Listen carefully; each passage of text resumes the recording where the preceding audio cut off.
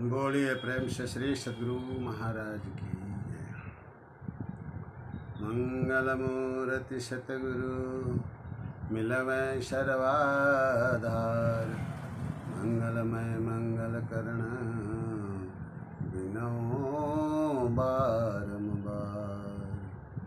धन्य धन्य सतगुरु सुखद महिमा कही न जाय, जो कछु कहूँ तुम्हारी कृपा मोते कछु न बसाए, मोते कछु न बसाए।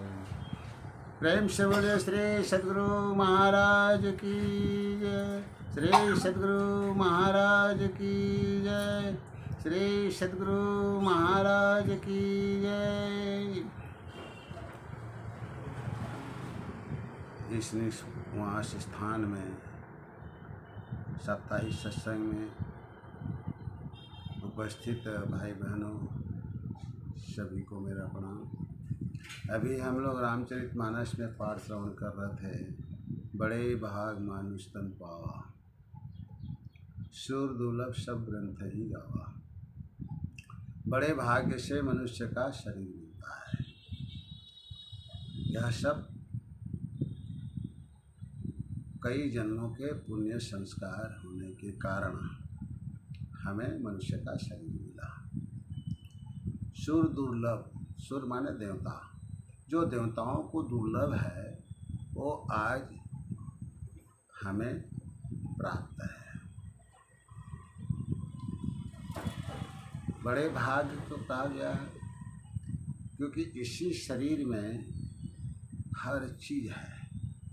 दुख है, सुख है, तीर्थ है, व्रत है, देवी हैं, देवताएं हैं, मोक्ष का धाम भी है।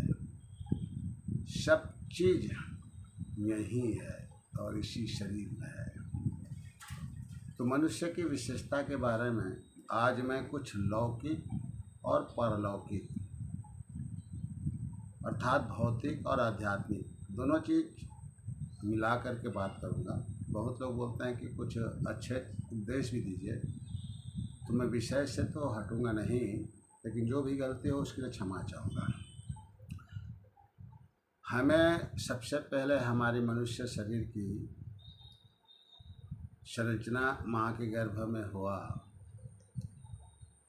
और हम लोग ऐसे अंधेरी कोठरी में माँ के गर्भ में, जहाँ दिया कोई प्रकाश नहीं, हवा नहीं, और दुर्गंध स्थान में उल्टे टंगे हुए, एक दो दिन नहीं, एक दो माह नहीं, पूरे 9 माह तक उस अंधेरी गुफा में हम लोग थे। कितनी कष्ट हुई होगी माता को हमें जन्म देते समय में, इसको तो याद रखना चाहिए। और हमें मनुष्य तन मिला, इसके लिए भगवान को धन्यवाद देना चाहिए, उनकी शुक्रिया अदा करनी चाहिए। दूसरा चीज़, हम जब सोते हैं और उठ जाते हैं तब उठ करके पहले दोनों हाथ को रगड़िए, आँख के यहाँ लगाइए और अपने हाथों को देखिए, क्योंकि हाथ के हथेली में देवी देवताओं का और गुरु महाराज का दर्शन होता है। वैसे तो मनुष्य को ब्रह्म मुहूर्त में उठना चाहिए, क्योंकि ब्रह्म मुहूर्त में सभी देवी देवताओं का आवागमन होते रहता है और उस समय ध्यान भी बहुत बनता है। बाकी समय तो ध्यान उतना नहीं बन पाता, लेकिन ब्रह्म मुहूर्त 3 बजे से 5 बजे के बीच या सूर्योदय के पहले ध्यान अभ्यास जरूर करना चाहिए। दूसरी चीज़, हमारी ये सांस अभी चल रही हैं तो सांसों की प्रदाता परमात्मा है, उसके लिए उनको धन्यवाद देना चाहिए कि आपने मुझे सांस दिया। लेकिन यह सांस अंदर ही रह जाए तो हमारी खेल खत्म। यह सांस बाहर आके अंदर ही नहीं जाए तो भी खेल खत्म। तो हमारी जो सांसें चल रही हैं, इसको जो दिया है उसको धन्यवाद देना चाहिए। नहीं तो फिर वही कबीर साहब की वाणी, तेरी हीरा जैसी श्वासा बातों में बिता जाए। तीसरी बात कि हम जग गए, इसके लिए लोगों को धन्यवाद देना चाहिए और परमात्मा को धन्यवाद देना चाहिए, क्योंकि बहुत लोग नहीं जगे होंगे, लाखों लोग नहीं जगे होंगे, तो उनके बारे में भी हमें परमात्मा से प्रार्थना करनी चाहिए कि जो नहीं जग पाए हैं प्रभु उसकी आत्मा को शांति मिले। हम लोग जो शरीर में नहीं रहते हैं और पता चलते हैं तो हम लोग क्या बोलते हैं, ओम शांति, उसकी आत्मा को शांति मिले। तो जो पहचान के होते हैं उनके लिए हम बोलते हैं, लेकिन उस आत्मा के लिए बोलते हैं। शरीर को तो कभी नहीं बोले कि तुम शांत रहो, शांति मिले। मरने के बाद उसकी आत्मा को बोलते हैं, शरीर को नहीं बोलते हैं कि उसकी आत्मा को शांति मिले। इसी तरह जो आज नहीं जग पाए होंगे तो भी जो अनजान है, हम कभी जानते नहीं हैं, लाखों लोग हैं, उन लाखों लोगों के लिए भगवान से विनती कीजिए कि उनकी आत्मा को शांति मिले। हमें जो भी या जैसी भी स्थिति में हैं, सुख में हैं, दुख में हैं, सब अपने कर्मों का फल है। तो इसके लिए भी परमात्मा को धन्यवाद दीजिए, शुक्रिया अदा कीजिए। सीताराम सीताराम सीताराम जपिए, जाहि विधि राखे राम ताहि विधि रखिए। इसका बोध करूँगा तो बहुत से बातें इसमें हैं कि हमें वस्त्र मिला है तो उसके लिए भगवान को धन्यवाद दें। बहुत से लोगों के पास वस्त्र नहीं होगा, लेकिन जो वस्त्र नहीं होगा उसके लिए भगवान से विनती करें कि हे प्रभु, इन्हें भी आप वस्त्र का प्रदान करें, तो जरूर हमारी विनती परमात्मा सुनेगा और उनको वस्त्र मिलेगा।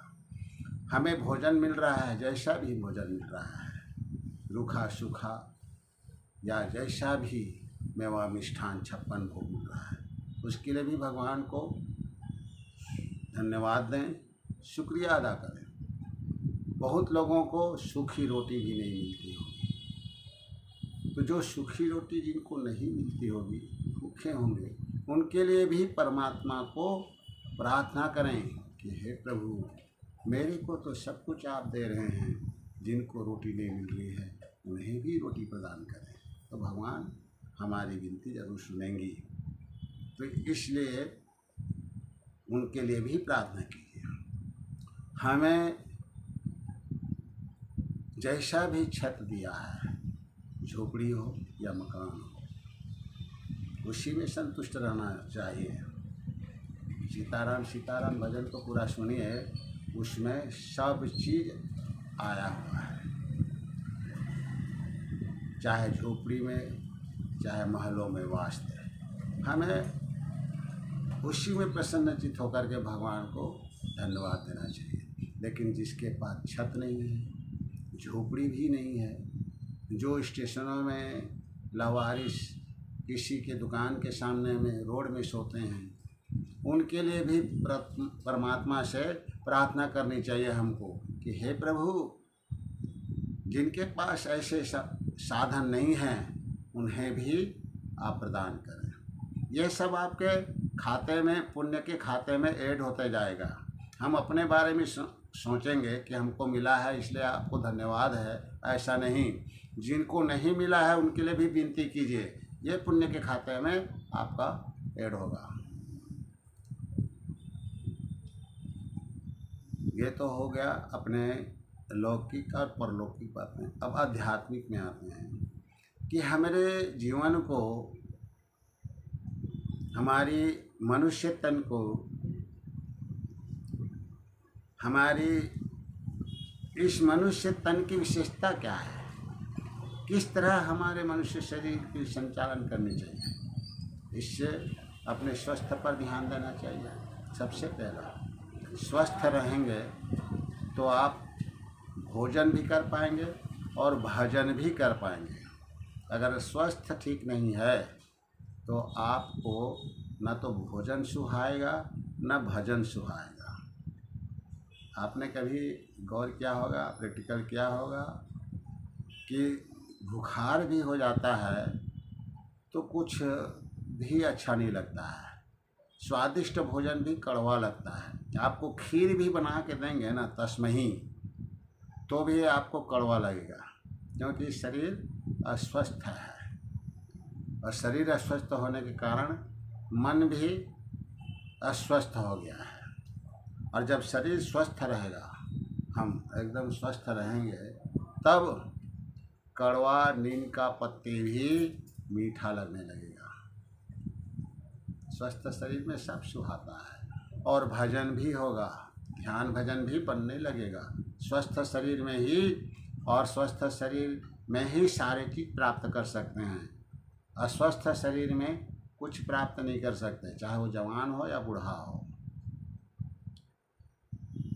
आज देख रहे हैं स्थिति क्या है।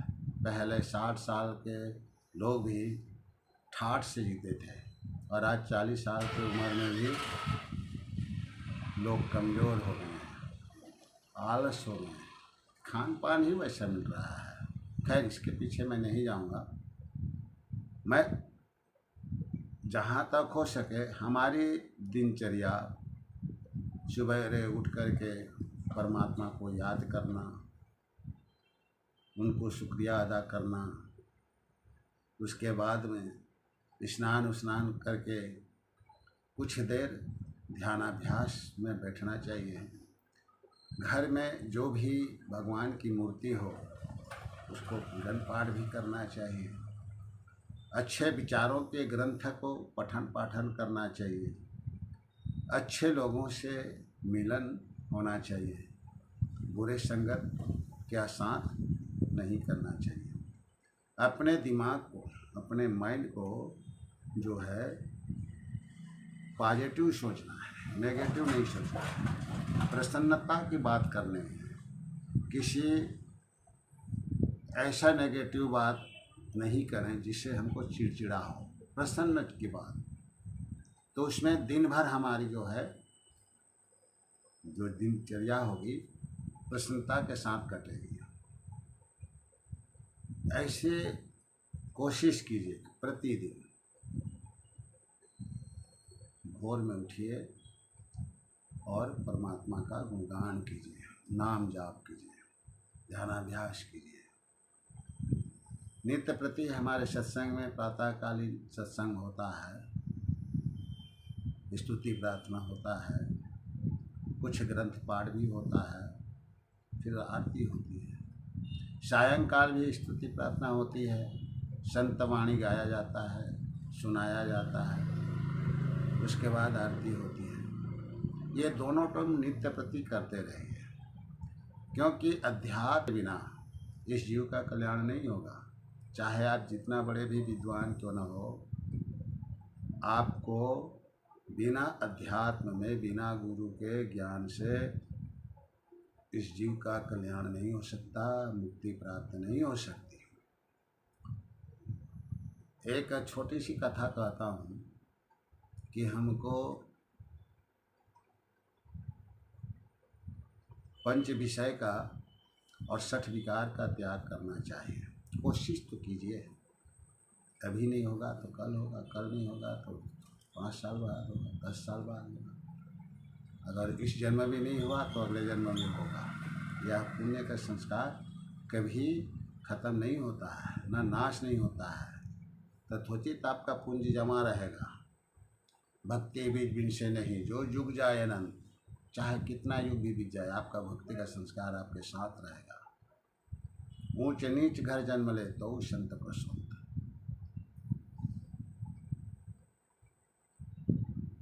आत्मा न तो अमीर है न तो गरीब है। यह शरीर अमीर और गरीब के घर में जन्म लेता है। क्यों?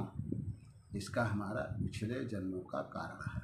हमने पिछले जन्म में जैसा कर्म किए थे उसी के अनुसार हम इस जीवन को, इस जन्म में ऐसा जीवन व्यतीत कर रहे हैं। कोई राजा के घर में जन्म लिया, वो पिछले जन्म का कारण था। कोई गरीब के घर में जन्म लिया, वो भी पिछले जन्म का कारण था। हम पूंजीपति बने, यह भी हमारे पिछले जन्म का और इस जन्म का कर्म का कारण होगा। तो मैं एक कथा सुना रहा था। एक विद्वान था, विदेश गया, पढ़ लिख करके सारे विद्याएं पढ़ ली, जो भी उनके भौतिक विद्याएं हैं, और पढ़ लिख करके वापस आया। एक महात्मा जी के पास गए उनसे दीक्षा लेने के लिए। उनके पिताजी संत मत से जुड़े हुए थे, दीक्षित थे। तो ये मेरे बेटे हैं, विदेश से पढ़ कर के आए हैं, ये दीक्षा लेना चाहते हैं। साधु महात्मा पूछे उनको कि आपकी पढ़ाई पूरी हो गई? बोले हाँ, पूरी पढ़ाई। और कुछ पढ़ने को बाकी है? बोले नहीं, कुछ भी पढ़ने को बाकी नहीं है, सारे विद्या पढ़ ली है।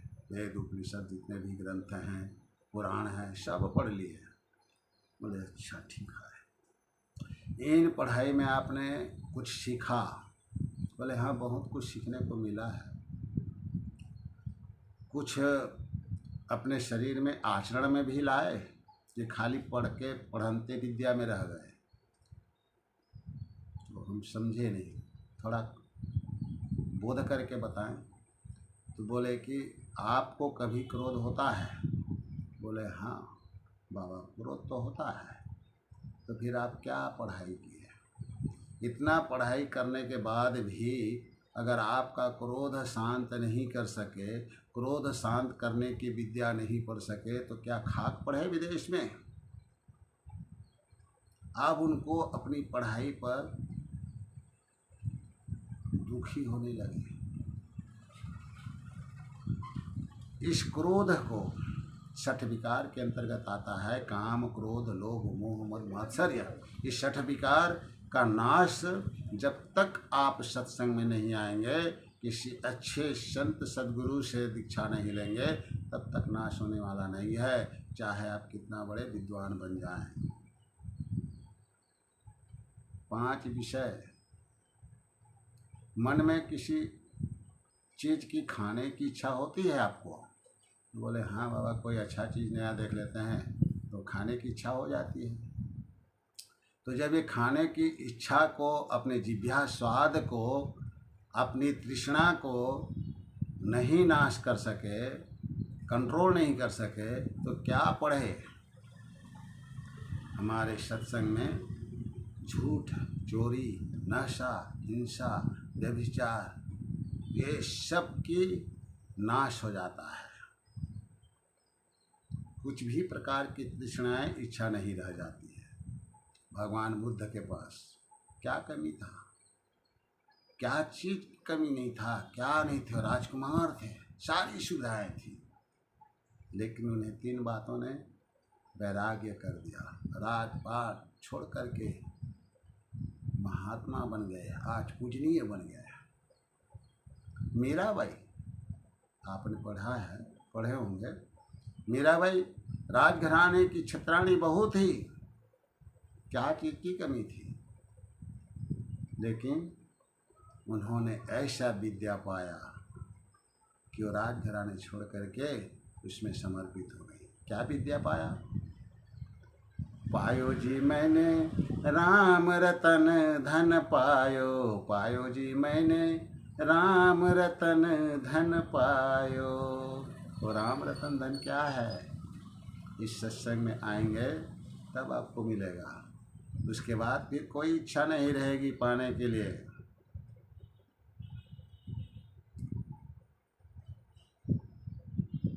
कबीर साहब कहते हैं,